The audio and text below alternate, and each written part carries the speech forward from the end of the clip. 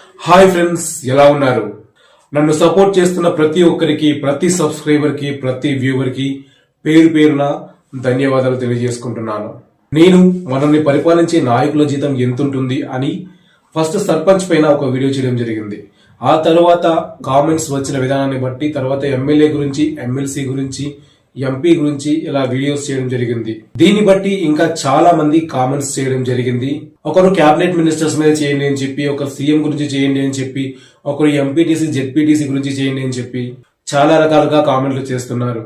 అందువల్ల నేనేం చేశాను అంటే, ఈ ఒక్క వీడియోలోనే ఒక గ్రామ సర్పంచ్ నుండి కాదు ఒక గ్రామ వార్డు మెంబర్ నుంచి రాష్ట్ర స్థాయి సీఎం దాకా ప్రతి ఒక్కరి జీతాలు, అలవెన్స్లు ఈ వీడియోలో క్లియర్ గా చెప్పడం జరిగింది. అలాగే చాలా ముఖ్యమైన పాయింట్స్ గురించి మాట్లాడడం మాత్రమే జరిగింది.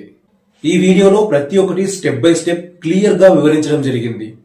కాబట్టి వీడియో చాలా ఇంట్రెస్టింగ్ గా ఉండబోతుంది. ఎక్కడా స్కిప్ చేయకుండా ఫుల్ గా చూడడానికి ప్రయత్నించండి. మీరు ఫుల్ గా వీడియో చూస్తున్నారు అంటే పూర్తి సమాచారం తెలుసుకుంటున్నారు అని అర్థం. అంతేకాని సగం వీడియో చూసి సగం అర్థం చేసుకొని అనవసరమైన కామెంట్స్ పెట్టి మీ సమయాన్ని వృధా చేసుకోకండి. ఈ వీడియో ఎండింగ్ మాత్రం అస్సలు మిస్ అవ్వద్దు. ఎండింగ్ లో ఇంకా ఎండింగ్ కి ముందు చెప్పిన పాయింట్స్ చాలా ముఖ్యమైనవి.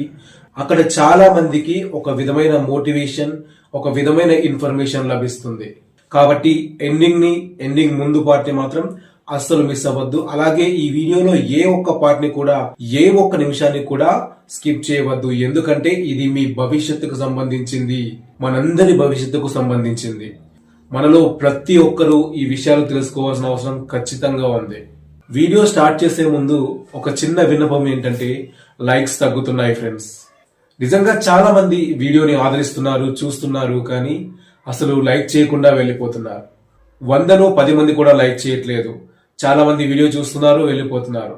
ఒక్క విషయం మాత్రం క్లారిటీగా చెప్తున్నాను, మీరు వీడియో చూడడం మాత్రమే కాదు, ఖచ్చితంగా లైక్ చేస్తేనే నా కష్టానికి ఎంతో కొంత ఫలితం దక్కుతుంది.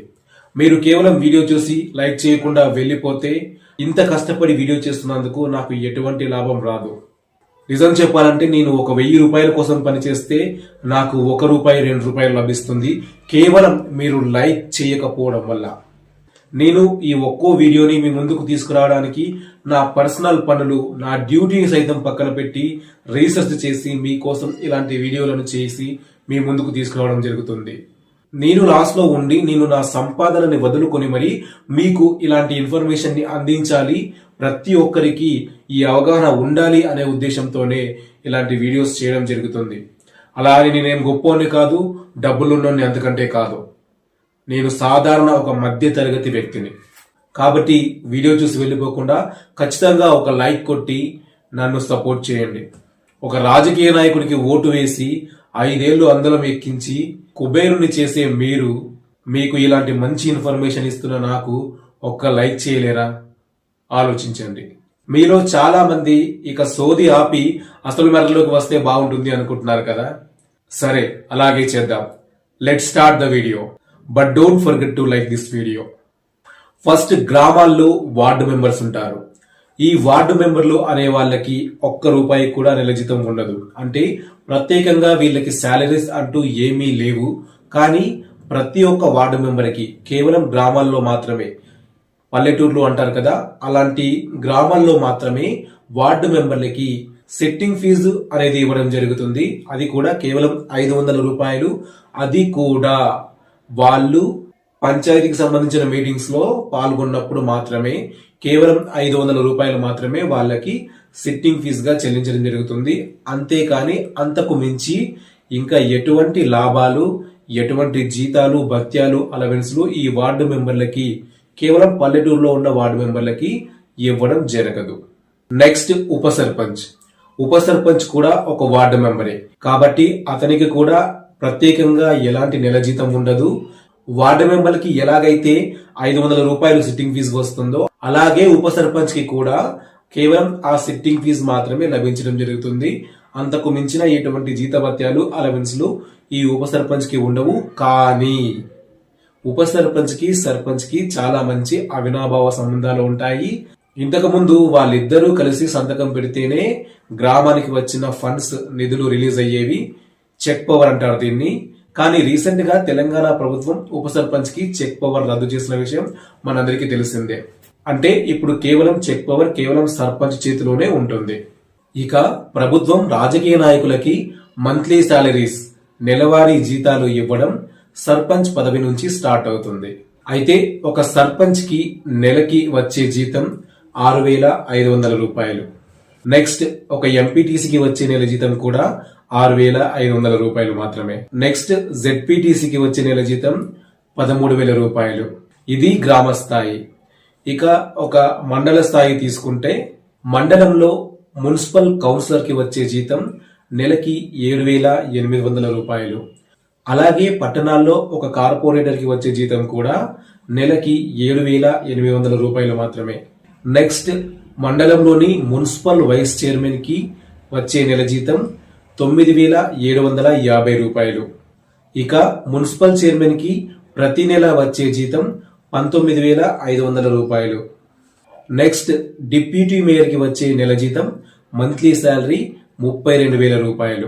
నెక్స్ట్ మేయర్ కి వచ్చే నెల జీతం మంత్లీ శాలరీ 65,000 రూపాయలు. దీంతో పాటు అదనంగా డిప్యూటీ మేయర్ కి టీఏ అంటే ట్రావెల్ అలవెన్స్ రావడం జరుగుతుంది. మేయర్ కి అయితే ఏకంగా గవర్నమెంట్ నుంచి ఒక ప్రత్యేకమైన వాహనాన్ని, ఆ వాహనానికి డ్రైవర్ ని ఏర్పాటు చేయడం జరుగుతుంది. దీని ఖర్చు పూర్తిగా ప్రభుత్వమే భరిస్తుంది. అన్ని ప్రాంతాల్లో ఇస్తారు అని కాదు, కొన్ని ముఖ్యమైన ప్రాంతాల్లో మాత్రం ఖచ్చితంగా ఇవ్వడం జరుగుతుంది. ఇంతకీ ఈ మేయర్ అంటే ఎవరు అనే డౌట్ చాలా మందికి ఉంటుంది. ఈ వీడియోలో ఇప్పుడే నేను ఈ మేయర్ అంటే ఎవరు అని మీకు ఉన్న డౌట్ ని క్లియర్ చేస్తాను. ఒక చిన్న నగరం, దాన్నే మండలం అని కూడా అంటారు. ఆ మండలంలో ఉండే వార్డు మెంబర్ ని కౌన్సిలర్ అంటారు. అదే కార్పొరేషన్, హైదరాబాద్ లాంటి పెద్ద పెద్ద పట్టణాలలో అదే మున్సిపాలిటీని కార్పొరేషన్ అంటారు. ఈ కార్పొరేషన్ లో ఉండే వార్డు మెంబర్ ని కార్పొరేటర్ అంటారు. అక్కడ కౌన్సిలర్ ఎలాగైతే ఉంటారో ఇక్కడ కార్పొరేటర్ ఉంటారు. అక్కడ డిప్యూటీ చైర్మన్ ఎలాగైతే ఉంటారో ఇక్కడ డిప్యూటీ మేయర్ ఉంటారు. అక్కడ మున్సిపల్ చైర్మన్ ఎలాగైతే ఉంటారో ఇక్కడ కార్పొరేషన్ కి మేయర్ ఉంటారు. ఈ రెండు రకాల పదవులు ఒకటే అయినప్పటికీ వారు పరిపాలించే స్థాయి వేరేలా ఉంటుంది. వారికి వచ్చే జీతాలు, అలవెన్స్లు కూడా వేరే విధంగా ఉంటాయి.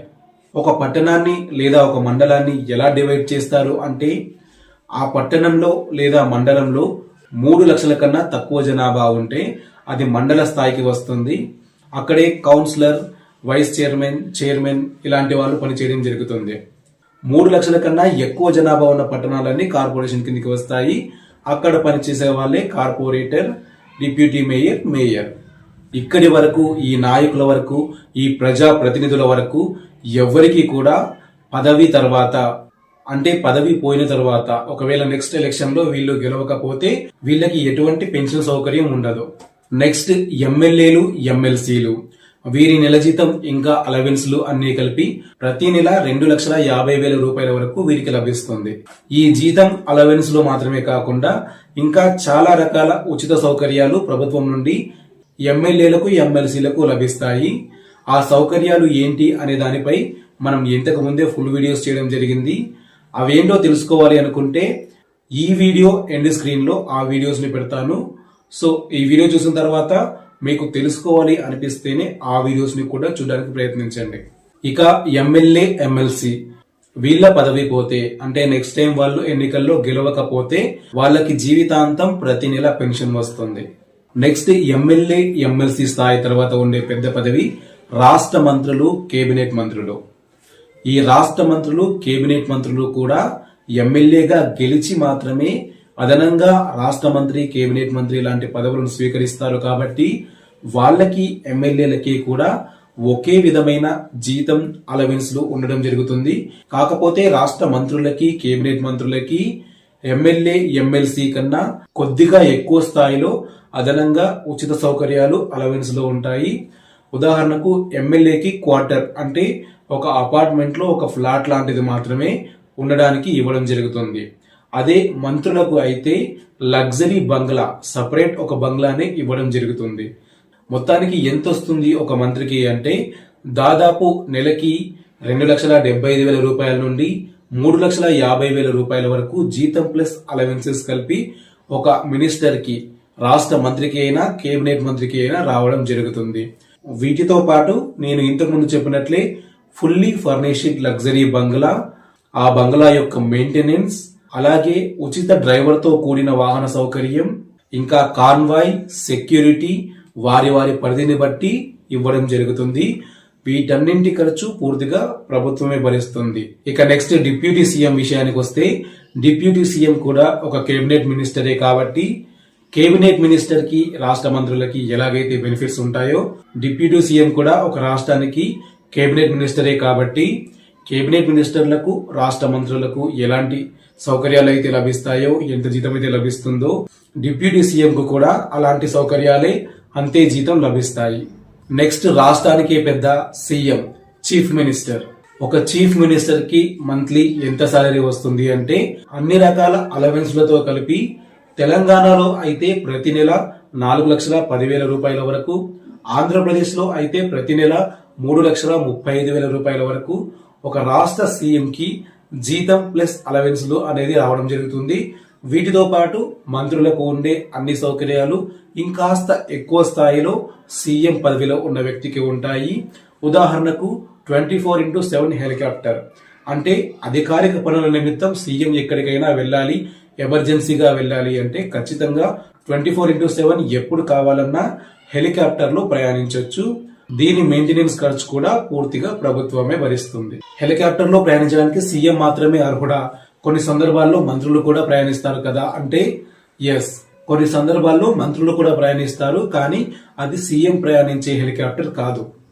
నిజం చెప్పాలంటే మంత్రులకు, కేబినెట్ మంత్రులకు హెలికాప్టర్ లో ప్రయాణించే అధికారం లేదు. కానీ కొన్ని సందర్భాల్లో వరదలు, కరువు కాటకాలను పరీక్షించడానికి, పరిశీలించడానికి, అలాగే నక్సల్స్ ప్రభావిత ప్రాంతాలకు వెళ్ళాలి అనుకున్నప్పుడు మాత్రమే సీఎం పర్మిషన్ ఇస్తేనే ఈ మంత్రులు, రాష్ట్ర మంత్రులు కానీ కేబినెట్ మంత్రులు కానీ ప్రత్యేకమైన పోలీస్ హెలికాప్టర్లలో ప్రయాణించడం జరుగుతుంది. ఇదే ఒక గ్రామ స్థాయి నుండి రాష్ట్ర సీఎం వరకు లభించే జీతాలు, అలవెన్స్లకు సంబంధించిన పూర్తి వివరాలు. ఇక ఒక గ్రామ స్థాయి నుండి రాష్ట్ర స్థాయి వరకు ఎలాగైతే మన పరిపాలనా వ్యవస్థ పనిచేస్తుంది అనేది మనం ఈ వీడియోలో తెలుసుకున్నాం. నెక్స్ట్ వీడియోలో రాష్ట్ర స్థాయి నుండి కేంద్ర స్థాయి వరకు ఎలా పనిచేస్తుందో తెలుసుకోవాలి అనుకుంటే, ఆ వీడియో కావాలి అనుకుంటే ఖచ్చితంగా కావాలి అని చెప్పి కామెంట్ చేయండి. కామెంట్ చేయడం మాత్రమే కాదు, కామెంట్ చేసిన ప్రతి ఒక్కరూ వీడియోకి లైక్ చేయండి. ఈ వీడియోకి 5,000 లైక్లను నేను టార్గెట్ గా ఇస్తున్నాను. ఎందుకంటే దాదాపు నిద్ర లేకుండా నా సొంత పనులు మానుకొని ఇలాంటి సమాచారాన్ని నేను మీ ముందుకు తీసుకురావడం జరుగుతుంది. కాబట్టి మీ నుంచి ఒక్క లైక్ ఆశించడం ఖచ్చితంగా అది నా హక్కు, మీ బాధ్యత కూడా. దయచేసి మీ బాధ్యతను మీరు నెరవేర్చండి. ఇక మెయిన్ పాయింట్ విషయానికి వస్తే, ఇంత డబ్బు ఎక్కడి నుంచి వస్తుంది అని చాలా మందికి డౌట్ ఉంటుంది. నిజం చెప్పాలంటే నేను, మీరు, మనమందరం కడుతున్న ట్యాక్స్ డబ్బుల నుంచే ఈ జీతాలు, అలవెన్స్లు, అలాగే ఉచిత సౌకర్యాలు నాయకులకు ఇవ్వడం జరుగుతుంది.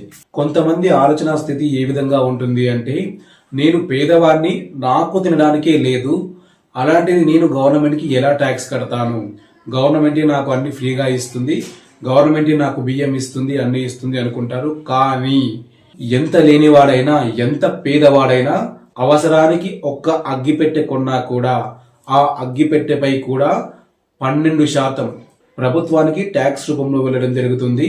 అంటే 2 రూపాయలు ఖర్చు పెట్టి నువ్వు అగ్గిపెట్టె కొంటే 24 పైసలు గవర్నమెంట్ కి ట్యాక్స్ రూపంలో వెళ్తుంది. దాంట్లో రాష్ట్ర ప్రభుత్వానికి మరియు కేంద్ర ప్రభుత్వానికి రెండింటికి వాటా ఉంటుంది.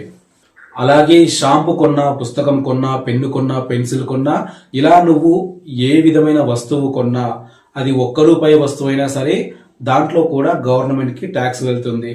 ఇదే కాకుండా ఇంటి పన్ను, ఆస్తి పన్ను, ఆదాయపు పన్ను అంటే ఇన్కమ్ ట్యాక్స్, ఇలా చాలా రకాల పన్నుల రూపంలో గవర్నమెంట్ కి డబ్బు అనేది వెళ్ళడం జరుగుతుంది. ఇవే కాకుండా ఇంకా పెట్రోల్, డీజిల్, అలాగే లిక్కర్, ఈ మూడింటి పైన చాలా మటుకు దాదాపు 50% గవర్నమెంట్ కి ట్యాక్స్ రూపంలోనే వెళ్తుంది. ఇప్పుడు అర్థమైందా? ఒక సర్పంచ్ నుండి ఒక సీఎం వరకు, ఒక ఎంపీ నుండి ఒక పిఎం, ప్రధానమంత్రి వరకు ప్రతి ఒక్కరికి జీతాలను, ఇలాంటి ఉచిత సౌకర్యాలను, పదవి తర్వాత పెన్షన్లను ఇచ్చేది మనమే. మనలో ప్రతి ఒక్కరం ట్యాక్స్ పేయర్లమే. రోడ్డు మీద అడుక్కునే బిచ్చగాడైనా, పేదవాడైనా, కుబేరుడైనా, కోటేశ్వరుడైనా ప్రతి ఒక్కరం మనం గవర్నమెంట్లకి ట్యాక్స్ కడుతూనే ఉన్నాం. కొంతమందిలో ఉన్న అపోహ ఏంటంటే ఓటుకి నోటు, అంటే డబ్బు తీసుకుంటే నాయకుల్ని ప్రశ్నించే హక్కు మనకు ఉండదు అని చెప్పి. అది ఆయా ప్రాంతాల్లో ఆ నాయకులు అలవాటు చేసిన పద్ధతి మాత్రమే. అలా మీకు చెప్పడానికి వాళ్ళెవరు? వాళ్ళకి జీతాలు, అలవెన్సులు, జీవితాంతం పెన్షన్లు ఇచ్చేది మీరు. కాబట్టి మీకు ప్రశ్నించే హక్కు ఖచ్చితంగా ఉంటుంది. ఇప్పటి వరకు మన 2 తెలుగు రాష్ట్రాలలో ప్రతి ఒక్క నాయకుడికి ఇచ్చే జీతాలు, అలవెన్సులు కలిపి నెలకి ఎంత అవుతుందో తెలుసా? ప్రతి ఒక్క నాయకుడికి ఇచ్చే జీతాలు, అలవెన్సులు, మెయింటెనెన్స్లు అన్ని కలిపి ప్రతి నెల ఒక్కో రాష్ట్ర ప్రభుత్వానికి 100 కోట్ల నుంచి 150 కోట్ల వరకు ఖర్చు వస్తుంది. ఆ ఖర్చు భారం అంతా మనమే భరిస్తున్నాం, మన మీదే పడుతుంది. ఇదే కాకుండా ఇంకా కేంద్ర ప్రభుత్వం నుండి, అలాగే ప్రపంచ బ్యాంకు నుండి వేల కోట్ల రూపాయల నిధులు రావడం జరుగుతుంది. ఆ నిధులన్నీ ప్రజల సంక్షేమానికి ఉపయోగించడానికే వీళ్ళందరికీ మనం ట్యాక్స్ పేర్లుగా జీతాలు ఇవ్వడం జరుగుతుంది. అంటే సంవత్సరానికి దాదాపు 1200 కోట్లు, 5 సంవత్సరాలకు కలిపి దాదాపు 6000 కోట్ల రూపాయల వరకు ప్రజలైతే నాయకులకు జీతాలు, అలవెన్సులు, ఉచిత సౌకర్యాలు, పెన్షన్లు ఇవ్వడం జరుగుతుంది. మరి ఆ నాయకులు ప్రజలకు ఏం చేస్తున్నారు అని చెప్పి ఆయా ప్రాంతాల ప్రజలు దీర్ఘంగా ఆలోచించాల్సిన అవసరం ఎంతైనా ఉంది. అంటే మనం చేయాల్సింది మన బాధ్యత, ట్యాక్స్ పేర్లుగా మనం నిర్వహిస్తున్నాం. కానీ ఆ నాయకులు ఎవరైతే ఉన్నారో వాళ్ళు నిజంగా వాళ్ళ బాధ్యతను నిర్వహిస్తున్నారా? వాళ్ళ పనిని సక్రమంగా చేస్తున్నారా? వాళ్ళ ప్రాంతాన్ని, వాళ్ళ నియోజకవర్గాన్ని ఖచ్చితంగా డెవలప్ చేస్తున్నారా అనే విషయాలు ఆయా ప్రాంతాలను బట్టి ఆయా ప్రాంతాల ప్రజలకు మాత్రమే తెలుస్తుంది. ఆ తర్వాత పైన ఉన్న భగవంతుడికే తెలుస్తుంది. అసలు ఓటుకి నోటు అనే పదమే తప్పు. ఓటు వేయడానికి ఎవరికి డబ్బు ఇవ్వాల్సిన అవసరం లేదు. అలా ఇస్తే అది చట్టరీత్యా నేరం అవుతుంది. అయినా నీ ఓటు ధరని, నీ 5 సంవత్సరాల భవిష్యత్తుని నిర్ణయించడానికి వాళ్ళెవరు? వాళ్ళే మీరు జీతాలు ఇస్తే పని చేస్తున్నారు. కాబట్టి మీ ఓటుకి ఒక రేటుని నిర్ణయించే హక్కు వాళ్ళకి అస్సలు లేదు. ఓటుకి నోటు తీసుకున్నాం, ప్రశ్నించే హక్కు లేదు అని మీరు మౌనంగా ఉండిపోవద్దు. మీ భవిష్యత్తును అంధకారం చేసుకోవద్దు. నాయకులను మాత్రం ప్రశ్నలు అడగండి. సరైన నాయకుణ్ణి, మీలో ఒక కొత్త నాయకుణ్ణి, ఒకవేళ ఇప్పుడు ఉన్న నాయకుడు సరిగ్గా పనిచేయడం లేదు అనుకుంటే మీలో నుంచే ఒక కొత్త నాయకుడిని ఎన్నుకోండి. ఒక్క విషయం గుర్తుపెట్టుకోండి, ఎప్పుడైనా సామాన్యుల మధ్యలో నుంచే ఒక నాయకుడు పుడతాడు. అంతేకాని ఒక్కసారి గెలిచిన నాయకుడే ప్రతిసారి గెలవాలి, ప్రతిసారి అతనే నాయకుడు అవ్వాలి అన్న రూల్ ఏమీ లేదు. సామాన్య ప్రజలలో ఒకరు కూడా నాయకుడు లేదా నాయకురాలు అవ్వడానికి మన రాజ్యాంగం మనకి పూర్తి స్వేచ్ఛను ఇచ్చింది. కాబట్టి ఆ స్వేచ్ఛను ఉపయోగించుకొని మీ మనసులను మార్చుకొని ఒక్కసారి ఒక సామాన్యుణ్ణి అందరం ఎక్కించి చూడండి. అప్పుడు చూడండి మీ భవిష్యత్తు ఏ విధంగా మారుతుందో. మనకెందుకులే, మన పనులే మనకున్నాయి, మన టెన్షన్లే మనకున్నాయి, మనకుండాల్సిన బాధలు, మనకుండాల్సిన కష్టాలు మనకున్నాయి, ఇక మీ కర్మ. ఇకపై మిమ్మల్ని, మీ భవిష్యత్తుని ఎవరు మార్చలేరు. ఒకటే గుర్తుంచుకోండి, ఎప్పుడు కూడా నా తలరాత బాగలేదు అందువల్లే నాకు ఇలా జరుగుతుంది అని కుమిలిపోవద్దు. నీ తలరాతను నువ్వే రాసుకోగలవు, నీ తలరాతను నువ్వే మార్చుకోగలవు. అంతటి శక్తి నీలో ఉంది. అదొక్కటి నువ్వు గమనిస్తే చాలు. చిన్న చిన్న సంతోషాలకు ఆశపడి పెద్ద పెద్ద లాభాలను నువ్వే నీ చేతుల ద్వారా పోగొట్టుకుంటున్నావు. తెలుగులో ఒక సామెత ఉంది, ముందు నుంచి ఒక దోమ కూడా వెళ్ళకూడదు, వెనక నుంచి ఒక ఏనుగు కూడా వెళ్ళొచ్చు అని చెప్పి. అంటే నువ్వు ఒక దోమంత లాభం కోసం ఆశించి ఒక ఏనుగంత అవకాశాన్ని, ఏనుగంత లాభాన్ని కోల్పోతున్నావు.